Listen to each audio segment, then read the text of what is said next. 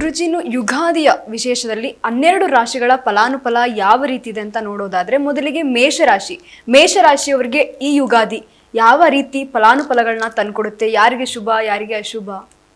ಖಂಡಿತ. ಮೇಷರಾಶಿ ವಿಚಾರ ನೋಡಿದ್ದಾದಲ್ಲಿ ಮೇಷರಾಶಿಯವರಿಗೆ ಈಗ ಆಲ್ರೆಡಿ ಅವ್ರಿಗೆ 7.5 ನಡೀತಾ ಇದೆ. 12ನೇ ಮನೆಯಲ್ಲಿ ಶನೈಶ್ಚರ ಇರುವಂಥದ್ದು ಅದು ಮುಂದುವರಿಯುತ್ತೆ. ಆ 7.5 ಎಫೆಕ್ಟ್ ಅನ್ನತಕ್ಕಂಥದ್ದು, ಯಾಕಂದರೆ ಇಡೀ ವರ್ಷದ ಪರ್ಯಂತವೂ ಶನೈಶ್ಚರ ಅದೇ ಮನೆಯಲ್ಲಿರುವಂಥದ್ದು. ಇನ್ನು ಗುರು ತೆಗೆದುಕೊಂಡಿದ್ದಾದಲ್ಲಿ ನಾವು 3ನೇ ಮನೆಯಲ್ಲಿ ಜೂನ್ 1ನೇ ತಾರೀಕುವರೆಗೂ ಸಹ ಗುರು ಇರ್ತಾನೆ. ಜೂನ್ 1ರಿಂದ ನವೆಂಬರ್ವರೆಗೂ ಸಹ ಗುರು ಕರ್ಕಾಟಕ ರಾಶಿಗೆ ಅಂದರೆ 4ನೇ ಮನೆಯಲ್ಲಿ ಉಚ್ಚ ಸ್ಥಾನದಲ್ಲಿರುವಂಥದ್ದು. 5ನೇ ಮನೆಯಲ್ಲಿ ಕೇತು, 11ನೇ ಮನೆಯಲ್ಲಿ ರಾಹು ಇರತಕ್ಕಂಥದ್ದು. ಬಹುತೇಕ ಒಳ್ಳೆಯ ಫಲಿತಾಂಶಗಳಿಂದ ನಾವು ಹೇಳ್ಬೋದು ನಾವು. ಯಾಕಂದರೆ ವರ್ಷ ಭವಿಷ್ಯ ಮಾಡಿದಾಗಲೂ ನಾವು ಇದೇ ವಿಚಾರಗಳನ್ನೇ ಹೇಳಿದ್ವಿ.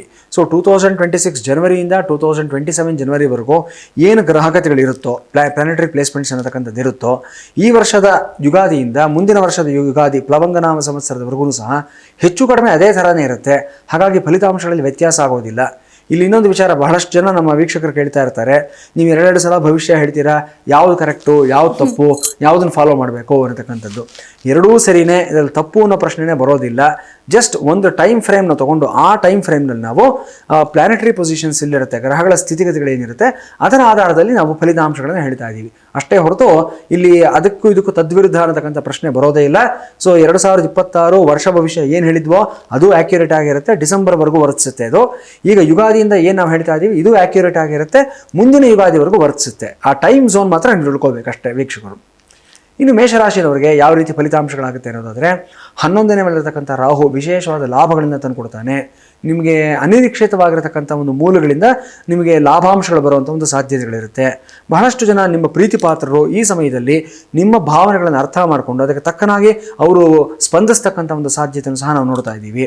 ಇನ್ನು 3ನೇ ಮನೆಯಲ್ಲಿ ಗುರು ಇದ್ದಾಗ ನಿಮ್ಮ ಒಡಹುಟ್ಟಿದವರ ಬಗ್ಗೆ ಜವಾಬ್ದಾರಿಗಳು ನಿಮಗೆ ಜಾಸ್ತಿ ಆಗುತ್ತೆ. ಜೂನ್ವರೆಗೂ ಸಹ ಎಲ್ಲರ ಜವಾಬ್ದಾರಿ ನೀವೇ ಹೊರತಕ್ಕಂಥ ಒಂದು ಸಂದರ್ಭ ಇರುತ್ತೆ.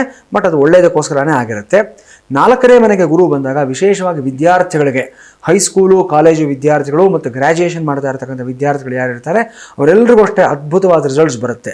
ನಾನು ಎಷ್ಟೋ ಜನ ನನ್ನ ಬಳಿ ಬಂದಿರುವಂಥ ತಂದೆ ತಾಯಿಗಳಿಗೆ ಈ ವರ್ಷ ಹೇಳಿದ್ದೀನಿ, ಈ ವರ್ಷ ಏಪ್ರಿಲಲ್ಲಿ ಏನು ಎಕ್ಸಾಮ್, ಈ ರಿಸಲ್ಟ್ಸಲ್ಲಿ ಏನು ಮಾರ್ಕ್ಸ್ ತೊಗೊಳ್ತಾನೆ ನಿಮ್ಮ ಮಗ ಅಥವಾ ನಿಮ್ಮ ಮಗಳು, ಅದರ ಬಗ್ಗೆ ಯೋಚನೆ ಮಾಡಬೇಡಿ, ಮುಂದೆ ಏನು ಮಾಡ್ತಾನೆ ನೋಡಿ, ಮುಂದಿನ ಕೋರ್ಸಿಗೆ ಸೇರಿಸಿ ಅವ್ರಿಗೆ ಇಷ್ಟ ಬಂದಿರೋಂಥ ಕೋರ್ಸ್ನಲ್ಲಿ ಆಟೋಮೆಟಿಕ್ಕಾಗಿ ಅವನು ಮೆಚುರಿಟಿ ಬರುತ್ತೆ, ಪ್ರಬುದ್ಧತೆ ಬರುತ್ತೆ, ಜವಾಬ್ದಾರಿ ಅನ್ನೋದು ಬರುತ್ತೆ. ಯಾಕಂದರೆ 4ನೇ ಮನೆಗೆ ವಿದ್ಯಾಸ್ಥಾನಕ್ಕೆ ಗುರು ಬರ್ತಾ ಇದ್ದಾನೆ, ಒಳ್ಳೆಯದಾಗುತ್ತೆ ಅಂತ ಹೇಳಿದ್ದೀನಿ. ಇನ್ನು 5ನೇ ಮನೆಯಲ್ಲಿರತಕ್ಕಂಥ ಕೇತು ಮಾತ್ರ ಸ್ವಲ್ಪ ಮನೋವ್ಯಾಕುಲತೆ ಅಂದರೆ ಚಿಂತೆಯನ್ನು ಜಾಸ್ತಿ ಮಾಡತಕ್ಕಂಥ ಸಾಧ್ಯತೆಗಳಿರುತ್ತೆ. ಪೂರ್ವ ಪುಣ್ಯ ಸ್ಥಾನದಲ್ಲಿ ಕೇತು ಇರೋದ್ರಿಂದ ಹಿಂದೆ ನೀವು ಯಾವತ್ತೋ ಮಾಡಿರ್ತಕ್ಕಂಥ ತಪ್ಪುಗಳು, ಹಿಂದಿನ ಜನ್ಮದಲ್ಲಿ ಮಾಡಿರ್ತಕ್ಕಂಥ ತಪ್ಪುಗಳು ಅಥವಾ ನಿಮ್ಮ ಹಿರಿಯರು ಮಾಡಿರ್ತಕ್ಕಂಥ ತಪ್ಪುಗಳು ಇದೆಲ್ಲದಕ್ಕೆ ದಂಡ ತೆರಬೇಕಾದಂಥ ಒಂದು ಸಂದರ್ಭ ಇದಾಗಿರುತ್ತೆ. ಒಂದಷ್ಟು ಪ್ರಾಯಶ್ಚಿತ್ತ ಕರ್ಮಗಳನ್ನು ಮಾಡ್ಕೋಬೇಕಾಗುತ್ತೆ. ಅದರಲ್ಲೂ ಸಹ ಸರ್ಪದೇವತೆ, ನಾಗದೇವತೆಗೆ ಸಂಬಂಧಪಟ್ಟ ಹಾಗೆ ಒಂದಷ್ಟು ತೊಡಕುಗಳು ಇರುತ್ತೆ. ಆ ಒಂದು ನಿವಾರಣೆಗಳನ್ನು ಮಾಡ್ಕೋಬೇಕಾಗತ್ತೆ. ಆಶ್ಲೇಷ ಬಲಿ, ಸರ್ಪ ಸಂಸ್ಕಾರ, ನಾಗಪ್ರತಿಷ್ಠೆ ಈ ಥರದ ಪೂಜೆಗಳನ್ನು ಮಾಡ್ಕೊಂಡಿದ್ದಾದಲ್ಲಿ ಒಳ್ಳೆಯದಾಗತ್ತೆ. ವಿಶೇಷವಾಗಿ ಸಂತಾನಾಪೇಕ್ಷಿಗಳು, ಹೊಸದಾಗಿ ಮದುವೆ ಆಗಿರತಕ್ಕಂಥ ದಂಪತಿಗಳು ಅಥವಾ ಮದುವೆಯಾಗಿ 4 ವರ್ಷ 8 ವರ್ಷ ಕಳೆದಿರತಕ್ಕಂಥವ್ರು, ಇನ್ನು ಸಂತಾನ ಭಾಗ್ಯ ಕಾಣದೇ ಇರತಕ್ಕಂಥವ್ರು ಈ ವರ್ಷ ಸ್ವಲ್ಪ ಜಾಗೃತಿಯಿಂದ ಇರಬೇಕಾಗತ್ತೆ. ಪಂಚಮ ಸ್ಥಾನ ಸಂತಾನ ಸ್ಥಾನದಲ್ಲಿ ಕೇತು ಇರೋದ್ರಿಂದ ಸಮಸ್ಯೆಗಳು ಹೆಚ್ಚಾಗಿ ಕಾಣಿಸ್ತಾ ಇದೆ. ಸೂಕ್ತವಾದ ನಿವಾರಣೆಗಳನ್ನು ಮಾಡಿಕೊಳ್ಳಿ. ಗರ್ಭರಕ್ಷಾಂಬಿಕಾದೇವಿಯ ಆರಾಧನೆಯನ್ನು ಮಾಡಿ, ನಾಗದೇವತೆಯ ಆರಾಧನೆಯನ್ನು ಮಾಡಿ, ಶುಭವಾಗುತ್ತೆ. ಇದಿಷ್ಟು ಮೇಷರಾಶಿಯವರ ವಿಚಾರಗಳು ಆಗಿರುತ್ತವೆ.